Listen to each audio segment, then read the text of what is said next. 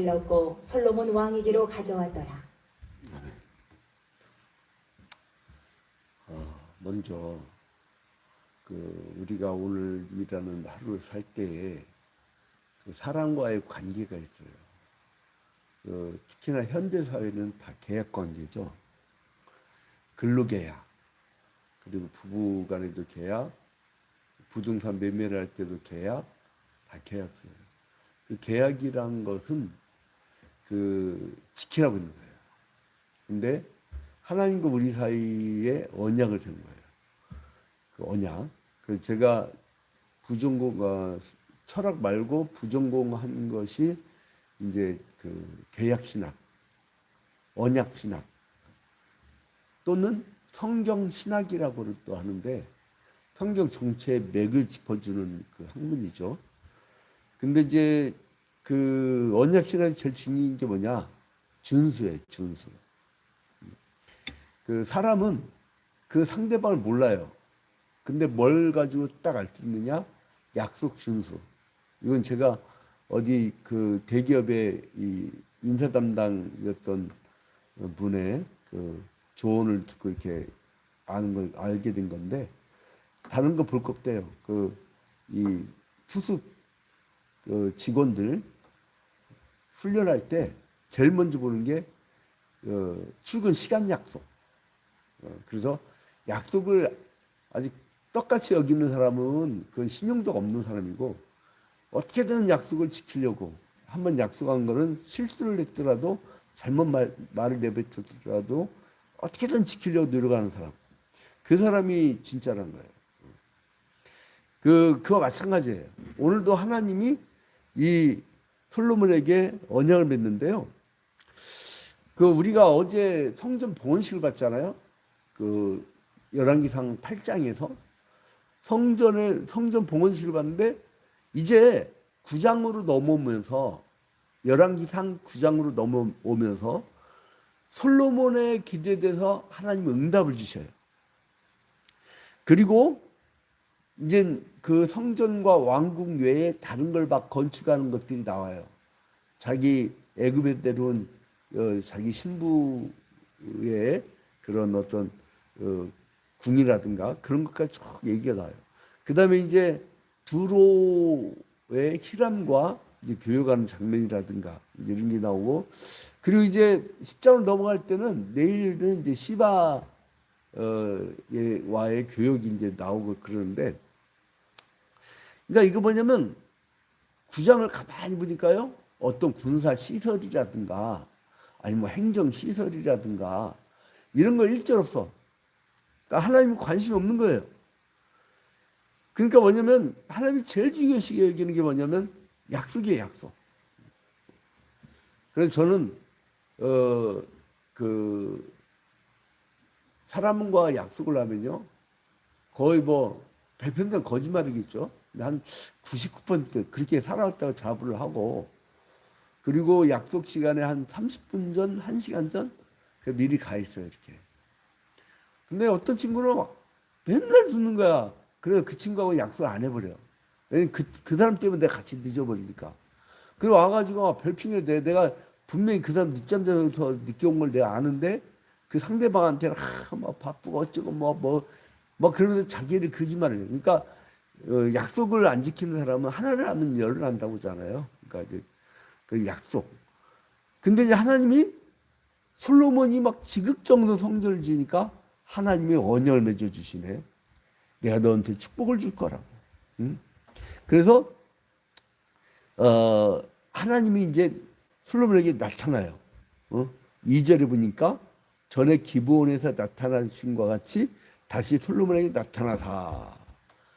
여호와께서 그에게 이르시되 3절 내 기도와 내가 내 앞에 간구한 바를 내가 들었은즉 내가 건축한 이 성전을 거룩하게 구별하여 내 이름을 영원히 그곳에 두며 내 눈길과 내 마음에 항상 거기 있으리니. 솔로몬의 열정으로 지은 것이지만 내가 항상 그곳에 마음을 두겠다 이거예요. 그러니까 열왕기상 9장에 내용의 핵심 뭐냐? 하나님이 응답하시는데 내 마음을 거기에 준다는 걸 뭐를 의미할까요? 임마누엘.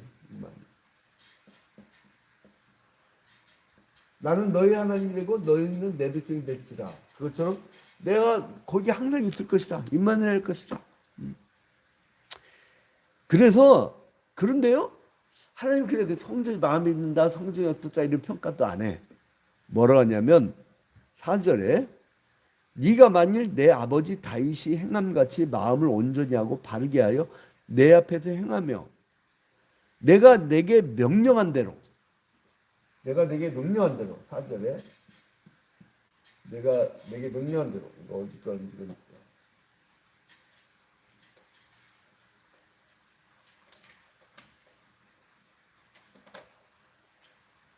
4절에 내가 내게 명령한 대로 명령 십계명도 하라와 하지 말라. 그리고 또 그들이 만들었던 613개의 율법 조항도 하라 하지 말라 이렇게 나누어지잖아요. 근데 여기서 보니까 명령을 지키고 그걸 순종하는 순종. 명령에 대해서 순종해라.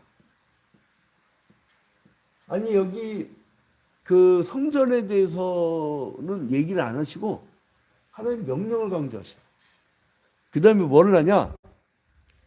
4절 끝에 법도와 율례를 지키며 법도와 율례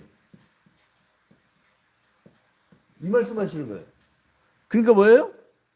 하나님은 껍데기 하드웨어가 중요한 게 아니라 소프트웨어 그 안에 뭐가 담겼느냐. 제가 어제 밤에 내가 처음 보는 가수 이렇게 텔레비 나오더라고요. 그게 누구냐면 보아, 효리 막 그런 사람 나오는데 내가 이제 잘 보지 못했던 사람인데 이쁘장 하더만. 근데 말하는 거 보니까 이게 사람이 가만히 있으면은 뭔가 이게 있어 보이는데 말하는 거 보니까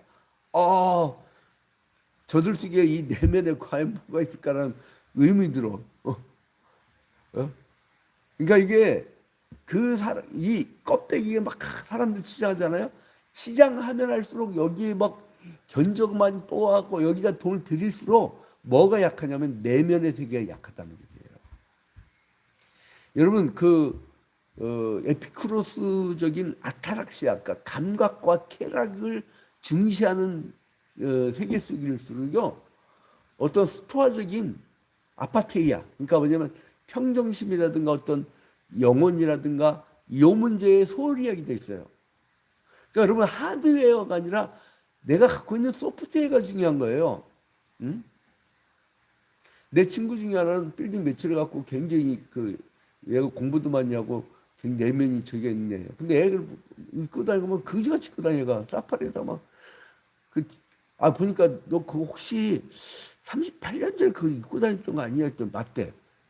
야, 38년째 그것을 입어. 너무 돈 많잖아. 근데 뭐냐면 야, 속이 중요하지. 속이 그런 거예요. 그러니까 뭘 여러분들이 치장을 하느냐. 그러니까 하나님은 뭐를 강조하냐면 네가 하드웨어 그게 성전 그게 중요한 게 아니고 내 명령과 법도 율례를 지켜라. 네 소프트웨어를 지켜라. 오늘 여러분 하루를 살 때 나의 이 외형적인 거 누구한테 어떻게 비춰줄까? 그거에 세월 지나면 아무도 기억 안 해줘요. 여러분의 영혼이 병들어 버리면 여러분의 영혼 천국을 못 가면 이게 뭐가 됩니까? 여러분의 영혼을 아끼세요. 여러분의 영혼을. 그래서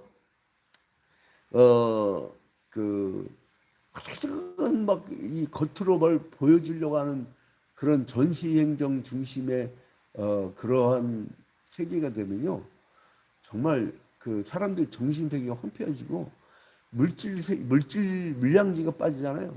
요즘 얼마 전에 어떤 대학이 그 학과에서 철학과를 없애버렸대. 아니 인문학 중에 가장 기초학문인 철학인데 그걸 없애버렸대.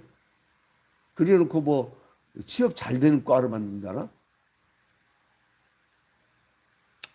그 나라에 철학이 없으면요, 이짐이 없으면요, 그 민족은요, 어느 나라가 와서 지배하더라도 생각이 없기 때문에 식민지가 됩니다. 식민지. 자, 그래서 이제 이 사울이, 그 솔로몬이 이제 어떤 약속을 받냐면, 네가 이렇게만 되면 이스라엘 왕위를 영원히 경고하게 하려니와, 근데 만일 네가 이 계명과 법도를 어기면, 계명과 법도를 어기면, 그러니까 이거를 계속 준수하면 너희의 왕위가 영원할 것이지만, 이 왕위라는 게 뭡니까? 이 다윗의 가문의 계보는 나중에 예수 그리스도의 족보로 이어지잖아요.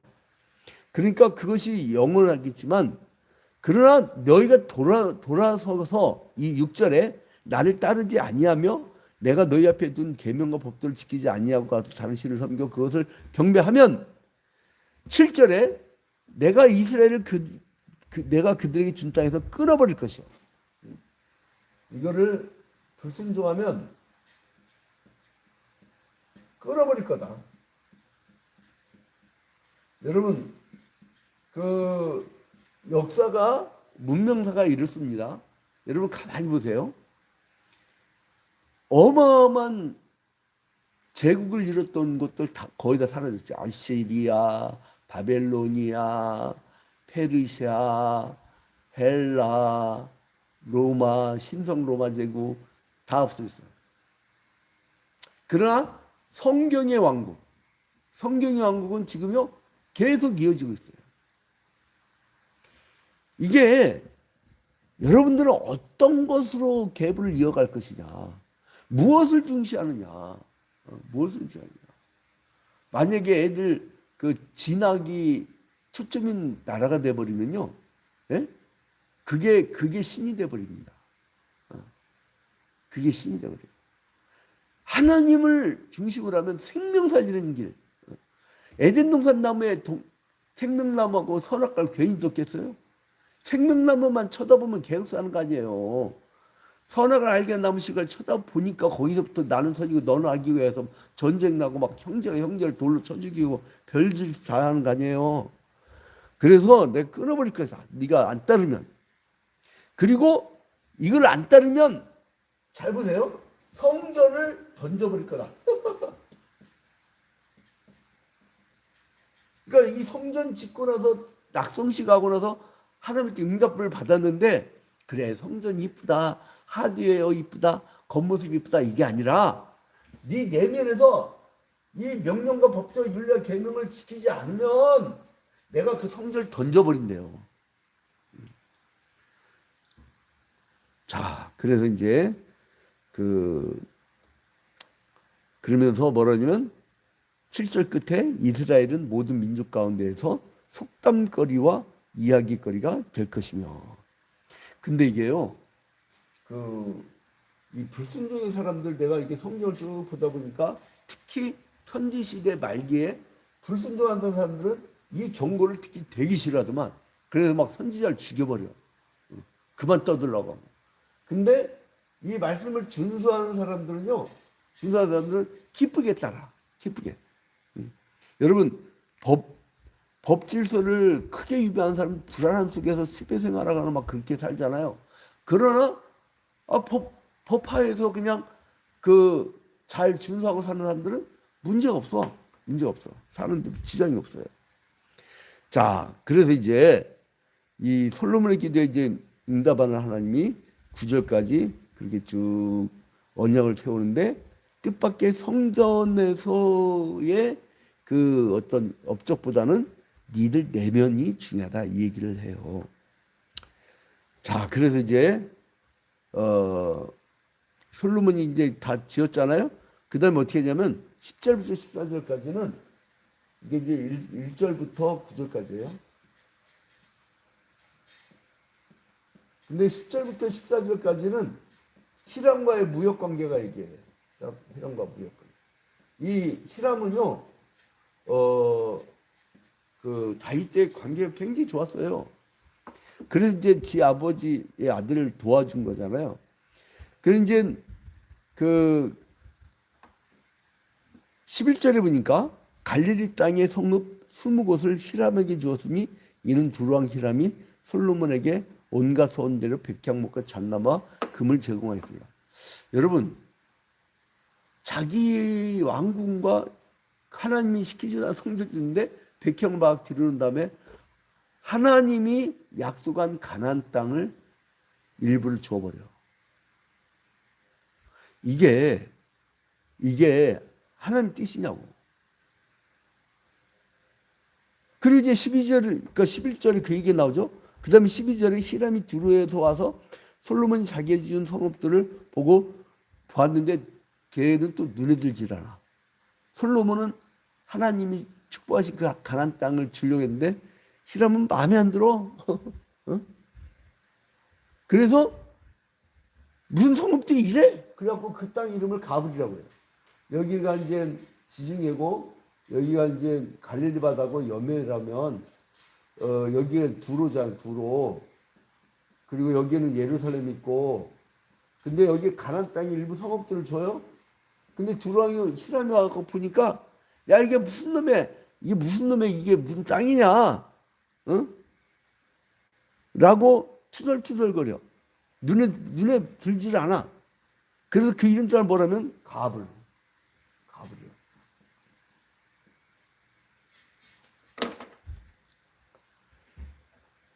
그래서 그 이름이 오늘까지 있느니라. 그러니까 나중에 후에 이거 기록한 사람이 나오겠죠. 그 다음에 이제 히람이 금 120달란트를 왕에게 보냈더라. 금 120달란트. 어마어마한 거죠. 여러분 달란트라는 걸 분량으로 하면 이렇게 되려나? 어? 이게 이 덩어리가 120개야. 어마어마한 거지. 돈으로 따지면 지금 뭐 어떻게 계산을 내가 못하겠네. 응? 여러분 상상을 해보세요. 그런데 이제 그 다음에 솔로몬이 또 건축 사업을 해. 자기 애굽에 내려온 그 왕비에 대해서 15절부터 24절 여기서 이제 또 건축 사업을 해. 그러니까 제가 볼 때는 이 사람이 집권은 내내 건축하다 끝난 것 같아. 그리고 이제 또 무역에도 25절부터 28절까지 얘기가 나오는데요. 자, 이제 중요한 것은 뭐냐면 여기서 솔로몬이 하나님과 언약을 맺은 그 장면이 중요하게 나온 거죠. 히람이 이제 마음에도 안 들어 하는데 그거를 막 주고 그런 장면이 나왔고, 자 이제 결론을 맺도록 하겠습니다. 자 이제 이 그 솔로몬의 자세에 대해서 이렇게 보면요, 아까 1절에 보니까 기브온에서와 같이 나오잖아요. 그 여러분 열왕기상 3장 이미 봤죠. 우리가 3장 거기 나오잖아요. 기브온에서 솔로몬의 꿈에 하나님이 나타나셨었잖아요. 3장에서. 그죠? 근데 이번에는 두 번째로 이제 나타나요. 9장에서. 그러니까 하나님이 나타난 게 3장, 9장 이렇게 기억하시면 됩니다. 신학생도 골탕 먹이려고 시험 문제 낼 때 솔로몬에게 그 하나님이 현현하신 장은 어딘가 그러면 이제 1번 1장 2장 2번 3장 8장 뭐 이런 식으로. 근데 이게 3번은 3장 9장 이렇게 3번 잡은 것처럼 이렇게 하는데 우리나라 이 사지선다형 좋아서 큰일 났어요. 이게 프랑스 아이들 같은 수학의 그 노벨상이라고 하는 엄청난 상을 많이 받는 사람들 많이 배출했는데 걔네들은 사지선다형이 없대요. 그 푸는 과정을 보고 점수를 먹인대. 그 수많은 아이들을요, 푸는 과정을 보고 점수를 먹인대. 수학은 푸는 과정이거든. 응? 푸는 과정이야. 그러니까 과정을 모르면 아예 못 푸는 거예요. 그 과정을 주셔야 되는데 우리는 뭐 이거 교육 얘기하지 맙시다.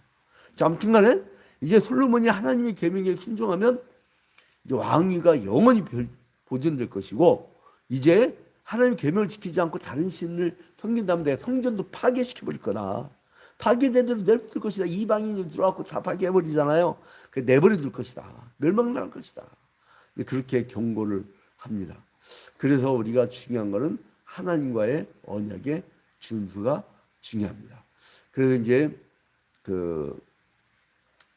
이 하나님을 찾으려고 노력했던 그 솔로몬은 성전으로 하드웨어로 주님을 기쁘시게 하려고 했지만 주님은 그 내면 소프트웨어 그 내면을 중시하셨단 말이에요. 그래서 계속적으로 반복하시잖아요. 이미 그 전에도 사무엘에게 뭐라고 하십니까? 너희는 사람이 많고 적음을 보지만 나는 중심을 보느니라. 여러분 하나님 앞에 단독자로 서 있어도요.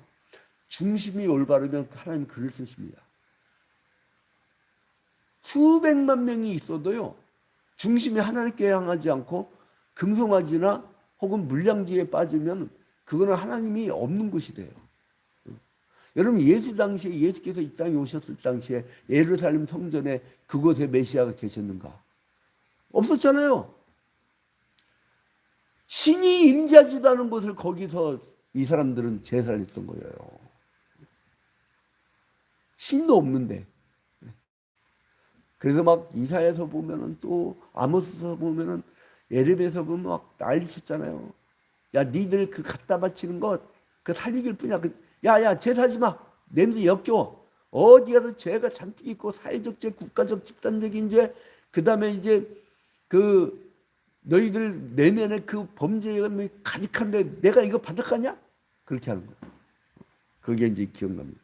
예, 여러분 오늘 하루도 여러분의 하드웨어가 아니라 소프트웨어를 아주 알차게 내면의 세계를 영성적으로 알차게 키우는 여러분이 되시기를 주님의 이름으로 축원드립니다. 주기도문으로 마칩니다. 하늘에 계신 우리 아버지여, 이름이 거룩히 여김을 받으시오며 나라의 마옵시며 뜻이 하늘에서 이루어진 것 같이 땅에서도 이루어지이다. 오늘날 우리에게 일용할 양식을 주옵시고 우리가 우리에게 죄진 자를 사하여 준 것 같이 우리 죄를 사하여 주옵시고 우리를 시험에 들지 말게 하옵시고 다만 하나님께서 구하옵소서. 대개 나라와 권세와 영광이 아버지께 영원히 싸움나이다. 아멘. 우리 주문 쌍방향이니까 이제 지금 특별한 일이나 기도 제목 있는 분들을 말씀을 하세요. 네. 말씀들 하세요. 전 지금까지 떠들었으니까 들을게요. 오늘은 집이겠네?